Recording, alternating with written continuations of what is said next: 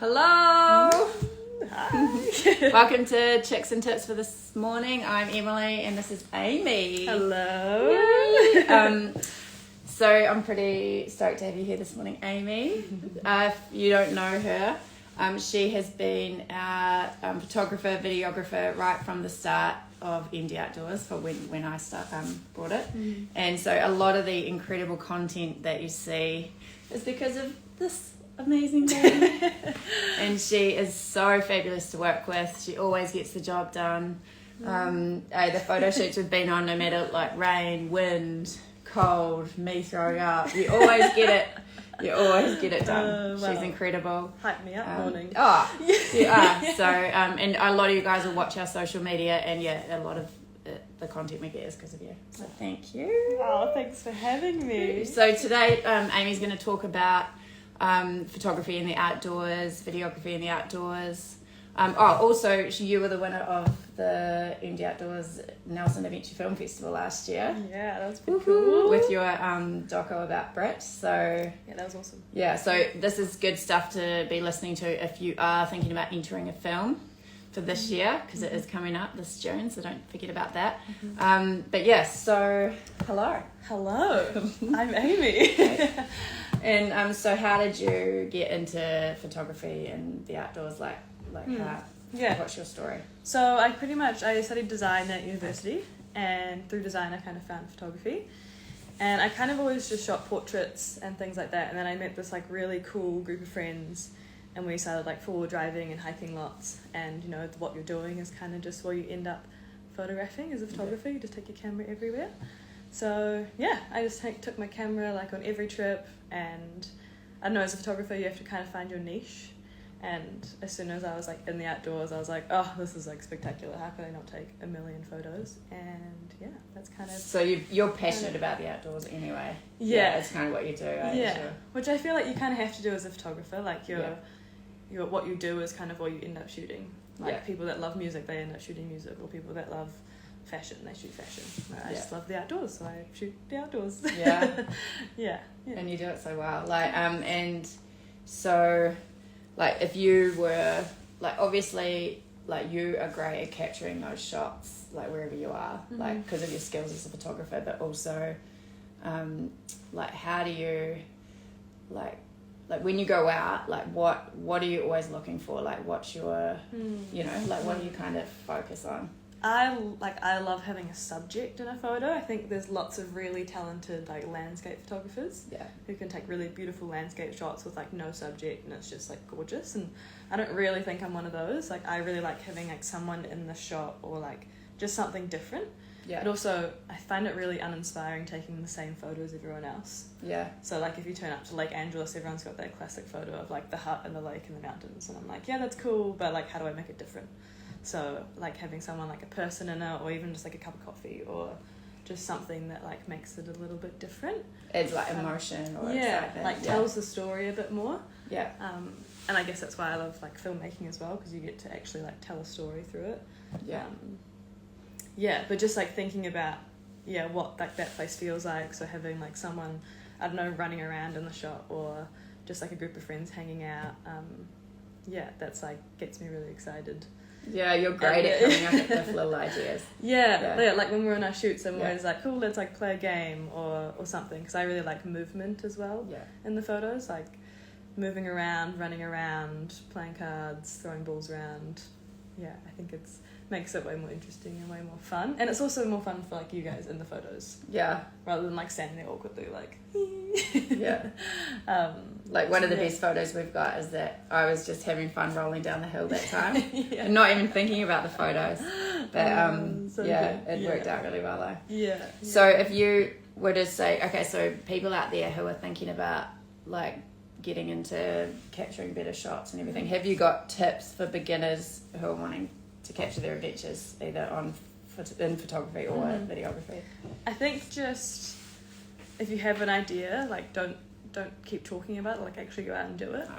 Like for so long I was like, I really want to shoot outdoor brands, or like for outdoor brands, or I want to shoot this kind of shot, and rather than waiting for someone to go ask you to do it or waiting for the moment to happen, like make it happen. So go out and and plan a shoot, take your friends. It doesn't matter if you're taking gear that you bought at Kmart, you know, like anything is gonna bring your vision to life. So yeah, just don't talk about it, go out and do it.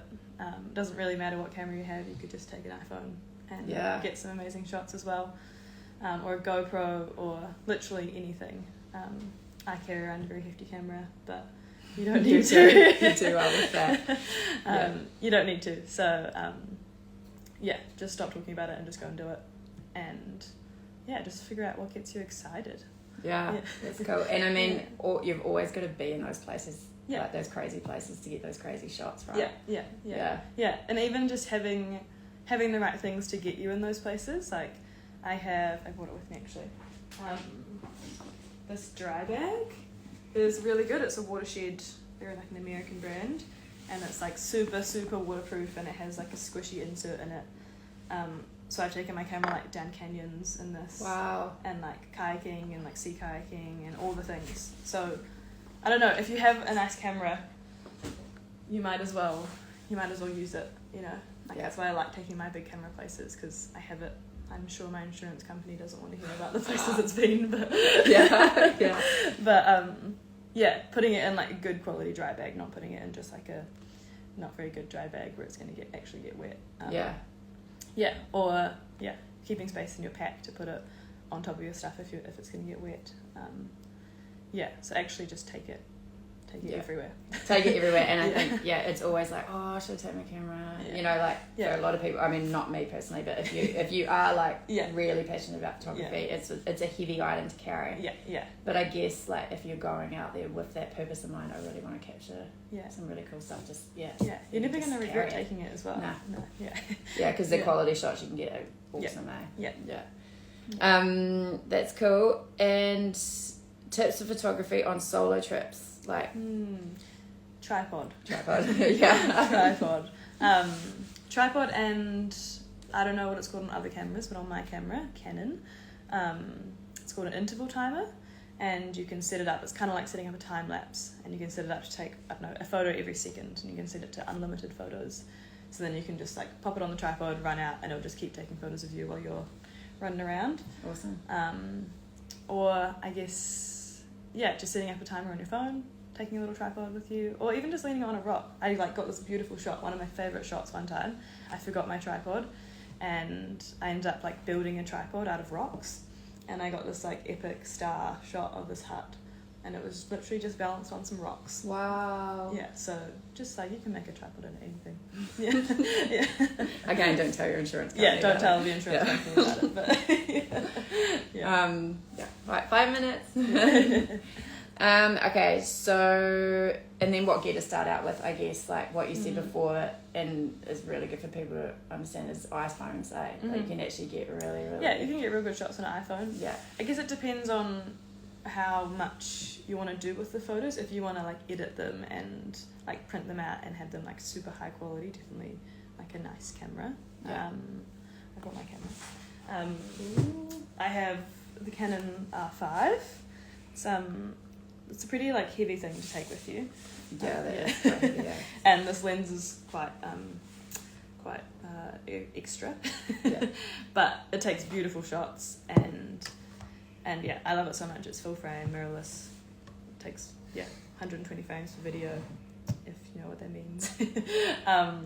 And it's a great camera. But starting out like on something even like they've just brought out the R8, which is still a full frame camera. It's quite a bit smaller, quite a bit lighter, and getting like a little pancake lens. You can do so much. Even a GoPro, like especially if you're interested like more in video, like a GoPro's like awesome. It's so good, and just get creative with it. You know, go high, go low, get random shots. Think about how to make it different. That's cool. So you don't have to obviously have one of these. This is worth quite a bit of money. But there are, so we can write down what you recommend actually for like a starting camera. Even someone like the Lumix. Like the Lumix. They're really good, and they're like super light. And like you don't need something giant like this. I've actually been considering buying a smaller camera just for the outdoors. Because this is pretty obnoxious.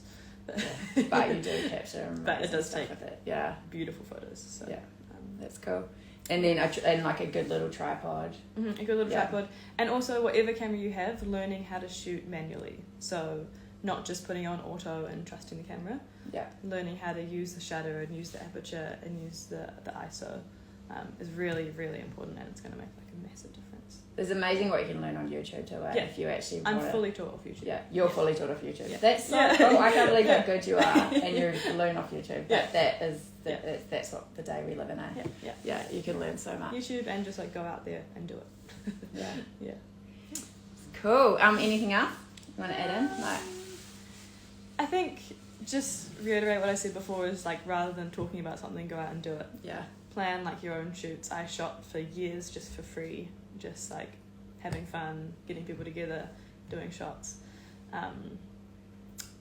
So just if you have an idea, just start shooting it. If you say like I really want to shoot for this brand or shoot for that brand, it's so much easier to show them what you can do rather than tell them what you can do. So if you go out and start doing it,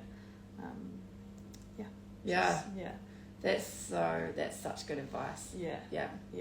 Having a portfolio of stuff that is the things that you actually want to do, rather than being like I really want to shoot the outdoors, blah blah blah blah blah. Actually having those photos, and it doesn't matter what they're of. But just going out and doing it. And getting used to shooting in different conditions. Like that's one thing I noticed about you. Like you can shoot no matter what condition we're in. Like, and you still manage to get really good content. And that. And that just comes from like doing it. Like so often you think, oh, someone was so lucky to get that job or so lucky to be in that place at that time. But it's all curated luck. You know, you have to be prepared to take on the opportunity, or prepared to be in that environment. So going out there and just doing it by yourself. It's awesome. Yeah. And being in the right place at the right time. Yeah. Like literally. Just so you've got to be there. Yeah. So that's cool. Get up at 3 a.m. and hike up the mountain for sunrise. Yeah. Or, like when everyone's gone to bed, stay up and get those time lapse shots of the stars and things like that. So just put the work in. Yeah. Awesome. Oh well, that's probably cool. All we've got time for today. But thank you. Such a pleasure. That's so cool. And if anyone, like, you've got an Instagram page, so people can follow. If you want to see some of Aimee's awesome work, because she's also got a cool adventure thing happening at the moment. Where do you want to quickly share about your? Me and my partner Oscar, we're gonna summit every single knob in New Zealand. Yeah.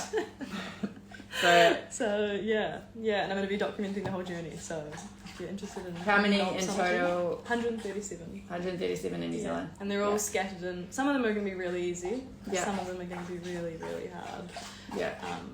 We'll come and do a hard one with you. Yeah, please. Yeah, it's gonna be funny. So if you want to follow that on her Instagram, it's really funny, and obviously the whole concept is funny as well. It's cool, but and at Aimee Jill's Photography, we'll share the link anyway in the bio. But and I'm excited to see all the entries for the film festival. Oh yes, I'm working on film, so. So you gotta, if you want to win, you gotta come up against this one. You better start working on it. We want to see some good stuff. But that is going to be amazing. So excited. Yeah, you're so good. Yeah, cool. And thank you. I feel like you've like made my dreams come true with outdoor photography. So yeah. Oh, it's a double blessing. Yeah, nice. Yeah. Cool. All right, everyone. Hope you have a really good. What's today? Tuesday. Yeah. And thanks for tuning in. Thursday. Thursday. Yeah. Yay. Go climb a mountain. Yes. Yeah. I think I'm going to go try that VF Rata up on top of the Taku Hill. Yeah. Cool. With my technique. That'd be cool. Fun. So good. Cool. All right, everyone. Cool. See you guys. Bye.